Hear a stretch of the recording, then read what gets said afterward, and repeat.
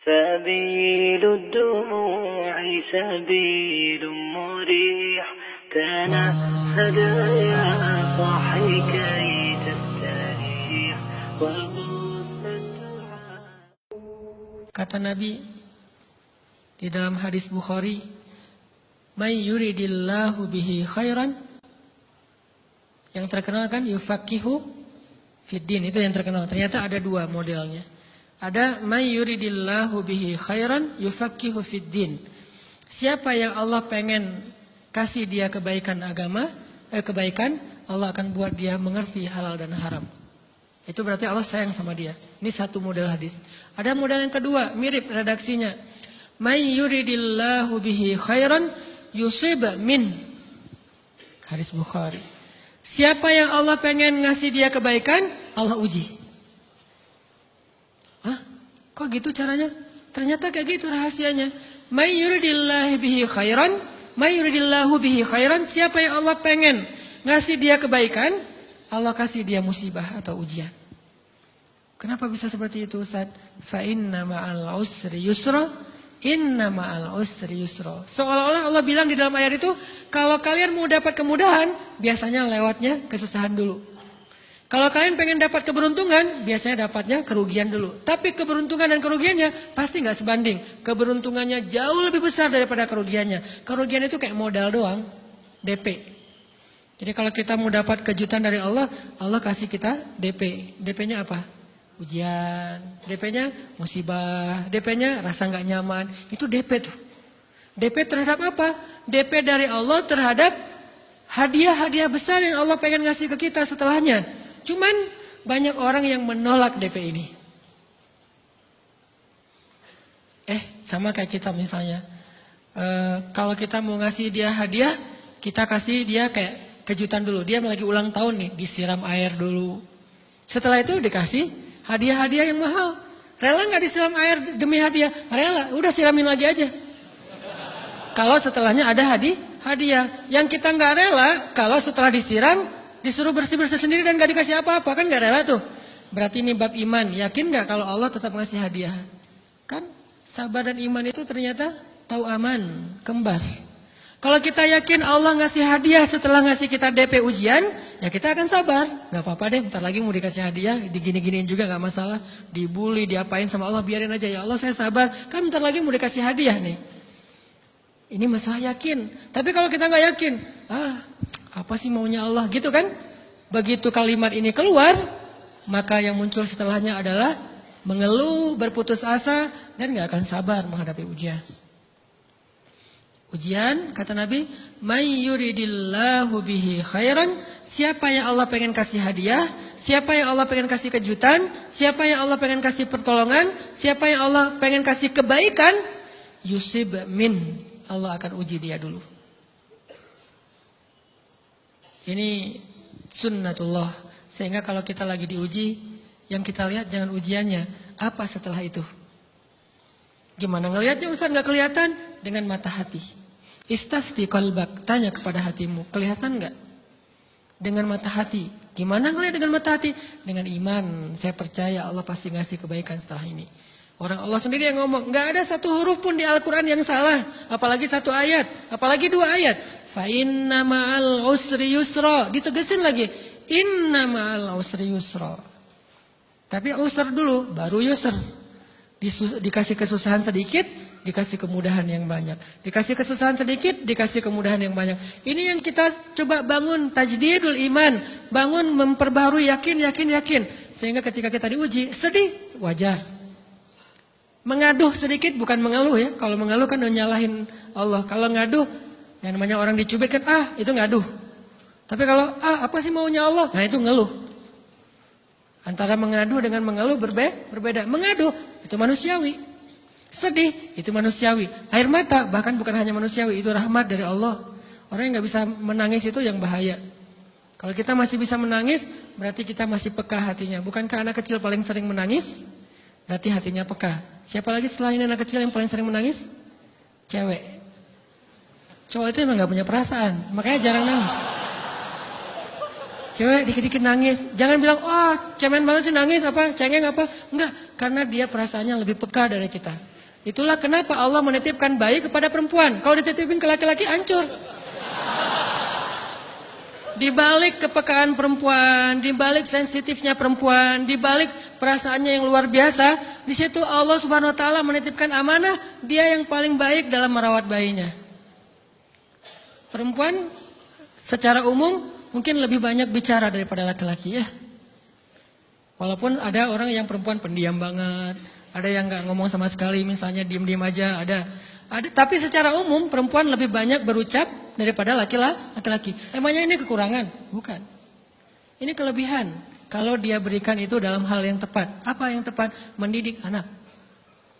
Justru karena perempuan banyak ngomong, lebih baik dalam mendidik anak daripada laki-laki. Laki-laki itu kurang mendidik, kurang mengedukasi kepada anak dengan usia tertentu karena dia jarang memahamkan. Salah hanya marah, salah hanya ditegur. Kalau ibunya jelasin, nah gini sebelum tidur ibunya yang ceritain banyak cerita. Saya sendiri ngalamin. Sering mana seorang ayah sama ibu interaksi sama anak dalam bentuk verbal. Sering ibu. Jadi menangis itu rahmat dari Allah. Gak apa-apa, nangis saja. Dan itu tidak disebut mengeluh. Kamu kok nangis? Kan orang Islam harus sabar. Emangnya nangis dengan sabar itu bertolak belakang? Sabar tetap sabar. Ya nangis jalan aja terus nangis. Nangis apa pakai nangisnya nggak cuma nangis doang, emotikonnya juga nangis, berderai-derai gitu. Sampai air matanya menggenang gitu kan ya. Boleh lah. Ditambah lagi dengan visual menangisnya posting bahwa dia lagi tertusuk duri dengan postingan kaktus atau apalah. Dia pengen share ke semua orang bahwa saya sedang sedih. Sehingga nanti ketika ada orang yang menghibur dia dengan sedikit kata-kata yang sabar ya segala macam, wah makin berderai-derai. Itu belum jadi. Kecuali dia keluarkan kata-kata mengeluh, baru dia disebut orang yang banyak mengeluh, berputus asa. Kalau mengadu, wajar. Walaupun ada nabi udah diuji berat gak mau mengaduh, apalagi ngeluh. Zakaria digergaji, mengadu aja enggak. Kenapa? Karena kata malaikat, kalau kamu mengaduh sedikit aja, maka Allah Subhanahu wa taala akan menghancurkan kaum ini. Dia kasihan kepada kaumnya, enggak mau mengaduh. Satu-satunya orang yang kita tidak boleh mengaduh hanya orang tua. Atau itu mengeluh kalau untuk orang tua. Kalau yang lain nggak disebut mengeluh. Kalau ke teman, malas nggak apa-apa. Jangan sering-sering tapi. Apaan sih? Ke teman boleh. Tapi ke orang tua, saja itu bukan lagi mengadu, itu sudah mengeluh. Khusus untuk orang tua. Kalau di antara manusia. Kalau kepada Allah dan Rasul, pastinya lebih dari itu. Ketika kita diam saja, tidak langsung beranjak, sami'na wa ata'na labbaika ya rabbi wa sa'daik, nggak memenuhi panggilan Allah, itu sudah disebut bagian dari kufur ingkar. Tapi minimal kita mungkin masih mengaduh, kita masih menangis, kita masih lelah, kita masih merasa lemah. Setidaknya kita tidak mengeluh. Kenapa? Kita percaya Allah kalau mau ngasih hadiah kepada hambanya, DP-nya itu ujian. Dan yakinlah hadiahnya minimal 10 kali lipat lebih baik daripada ujian itu. Minimal, karena nggak ada amal soleh yang dibalas di bawah 10 kali lipat tuh nggak ada. Amal soleh, amal ya bukan niat. Amal yang udah kita kerjakan minimal dibalas 10 kali lipat. Minimal, maksimalnya bighairi hisab, tanpa batas. Bighairi hisab, tanpa batas. Ada yang 700 kali lipat kayak sedekah. Tapi tetap aja ayat sedekah di akhirnya ujung-ujungnya apa? Bighairi hisab juga kan? Berarti sedekah itu minimal dibalas 700 kali lipat. Minimal. Kalau kita yakin. Selalu syaratnya kalau kita yakin. Dan saya ngebuktiin itu banget. Saya pernah ngalamin lagi jalan-jalan di sebuah kota yang ada becak kayuhnya, becak sepeda gitu ya. Jalan terus saya bilang, Pak berapa ongkosnya? 20.000. Udah naik aja 20.000. Karena kita keliling-keliling kota, ternyata saya jadi kasihan sama dia 20.000. Kasihan kan 20.000 dibayar keliling kota, walaupun pas mampir beberapa tempat mungkin dia dapat tips ya. Tapi saya nggak tega gitu, dia cerita tentang anaknya lagi sekolah, apa segala macam, makin bikin baper kan. Pas selesai, saya kasih dia 100.000. Dari 20.000 dikasih 100.000 karena kasihan. Dan saya yakin, nggak mungkin sedekah itu sia-sia. Kan Nabi bersumpah kan, demi zat yang jiwaku di dalam genggamannya, tidak berkurang harta karena sedekah. Demi Allah, kata Nabi. Enggak berkurang harta karena sedekah. Berkurang harta karena belanja? Ya. Berkurang harta karena pacaran? Banget. Modal banget kan? Apalagi buat cowok. Tapi berkurang harta karena sedekah? Enggak mungkin, kata Nabi. Demi Allah enggak berkurang harta karena sedekah. Berkurang harta karena istri? Enggak. Karena memberi kepada istri itu pahalanya lebih gede daripada sedekah. Makanya ngemodalin pacaran setelah nikah itu tumbuh berkah. Modal pacaran sebelum nikah itu apes. Jadi kalau pengen modal nih, ngemodalin cewek, traktir, ngapa-ngapain, bayarin, jangan sebelum nikah. Sebelum nikah jadi orang pelit aja, nggak apa-apa. Tapi setelah nikah, jor-joran ngasih, apalagi yang, bayarin semuanya. Kenapa? Pahalanya lebih gede daripada sedekah. Bahkan lebih gede daripada infak fi sabilillah. Seorang suami memberi nafkah istri, itu pahalanya terkadang lebih besar daripada kita berinfak untuk fi sabilillah, untuk korban perang. Saya heran kalau ada orang sedekahnya rajin tapi ke istrinya kikir, aneh, berarti dia nggak ngerti konsep. Padahal memberi kepada istri itu selama itu kebutuhan pokok ya, dan sedikit entertain, nggak apa-apa asal nggak berlebihan, itu luar biasa. Makanya saya kalau jalan sama istri yang yang mana? Itu yang Onit suka. Oh ya, Onit suka. Kasih aja. Kenapa? Minta ini. Kasih. Selama ada kan kenapa nggak dikasih kan ya? Nanti Allah ganti. Makin rajin kita ngebayarin istri kita, ngebelanjain istri kita, makin Allah ngasih yang kita nggak pernah duga-duga. Sampai istri kita cemburu sama kita. Kok kamu duitnya banyak banget sih? Kan gara-gara aku sering ngasih ke kamu. Ya udah sini lain lagi. Mau ditransfer berapa gitu kan ya? Saya ngasih 100.000 ke si bapak. Dan saya yakin teman-teman sedekahnya pasti lebih dari itu karena 100.000 saya sebut. Kalau 1 juta ke atas saya nggak mau nyebut, malu dong, ria ya.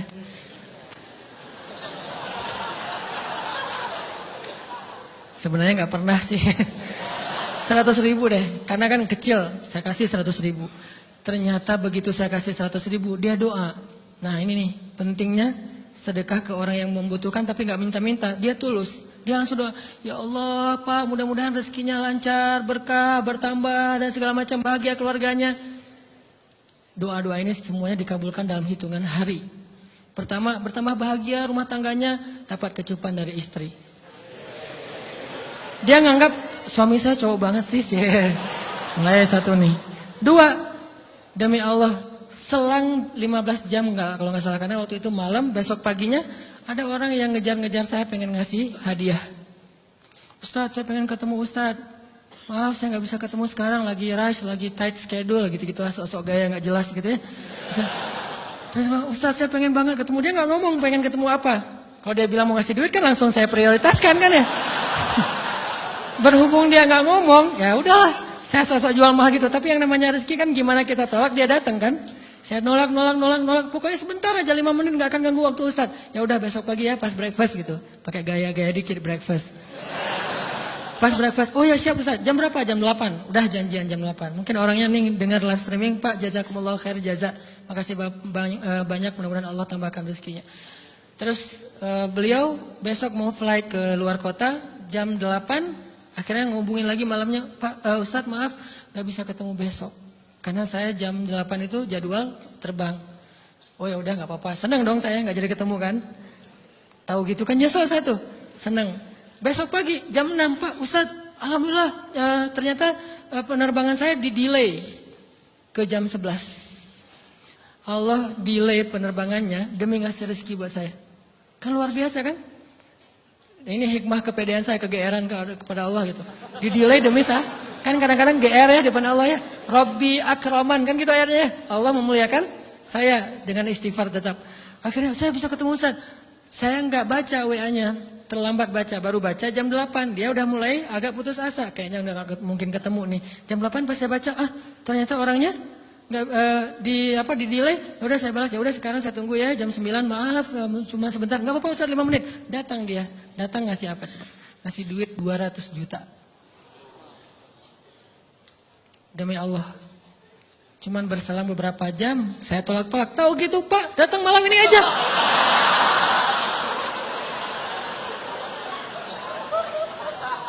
Harusnya malam itu juga saya cari orangnya. Kalau perlu saya yang nyamperin Bapak. Sherlock, saya kejar. Manusia gitu banget ya.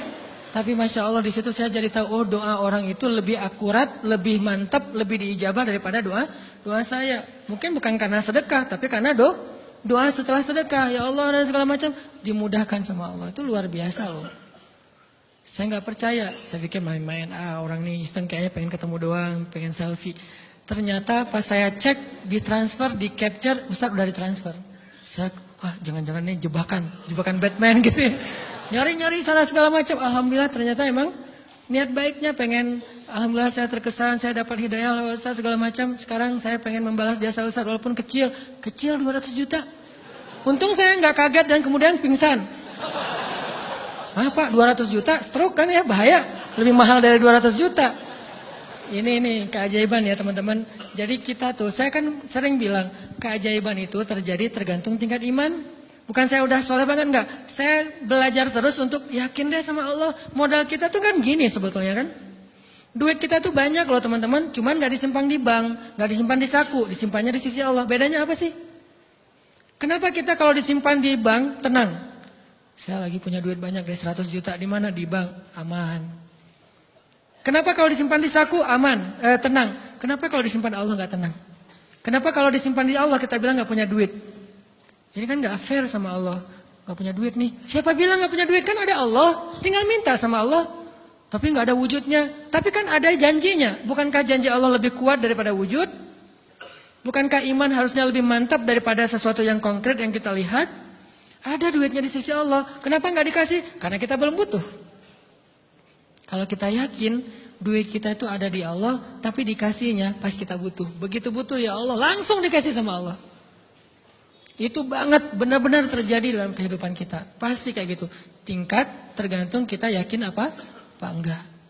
Nih, kalau Allah bilang, "May yuridillahu bihi khairan", Allah kalau pengen ngasih hadiah kepada seorang hamba, Allah kalau pengen ngasih kejutan kepada seorang hamba, yusib. Allah kasih dia ujian sedikit aja. وَلَنَبْلُوَنَّكُمْ بِشَيْءٍ sedikit, bisyai'in minal khawf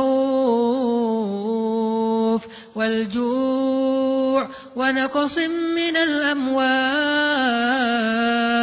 wal anfus wath thamarat wa basyiris sabirin. Kami uji sedikit aja dengan rasa lapar, dengan rasa takut, dengan sedikit kekurangan ini dan itu, sedikit. Tapi wabasyiris sabirin, sampaikan kejutan kepada orang yang bersabar. Sampaikan kejutan kepada orang bersabar. Jadi bisa dibilang kejutan-kejutan hidup kita itu munculnya dengan iman dan sabar. Dengan iman dan sabar. Iman artinya yakin, husnuzon sama Allah. Ana inda dhanni abdi bi. Aku tergantung prasangka hambaku kepadaku. Sabar, wasta'inu bis sabri was shalah. Minta pertolongan Allah, caranya dengan sabar, kemudian dengan sholat. Pasti Allah tolong. Ustaz, saya udah sabar. Sabar lagi. Isbiru wasabiru. Kalau udah sabar, bersabar lagi. Sampai kapan Ustaz? Sampai Allah Subhanahu wa taala benar-benar mengakui kesabaran kita. Setelah itu Allah pasti kasih. Terus apa yang saya lakukan Ustaz? Buktikan di hadapan Allah kita itu hamba yang penyabar. Jangan bilang ya Allah, saya kan sabar. Jangan, tunjukin aja. Ya Allah, kurang apa lagi dari saya? Tunjukin aja. Nanti Allah sendiri yang akan memberi kita gelar sabirin. Sehingga Allah bilang, wabasyiris sabirin. Sampaikan berita gembira kepada hambaku yang sabar. Dan kalau Allah udah ngasih berita gembira, itu beruntun loh. Kita sabar kayak Allah tahan dulu nih ya. Kejutan, Allah tahan dulu hadiahnya buat kita tuh. Ditahan, tahan. Makin lama makin sulit pastinya. Makin lama makin berat, makin lama makin berat, makin berat. Begitu dibuka kerannya, itu nggak ada selesai-selesainya. Sampai kita kebingungan, loh, kok datang terus-terusan. Kayak gitu cara Allah memperlakukan hambanya.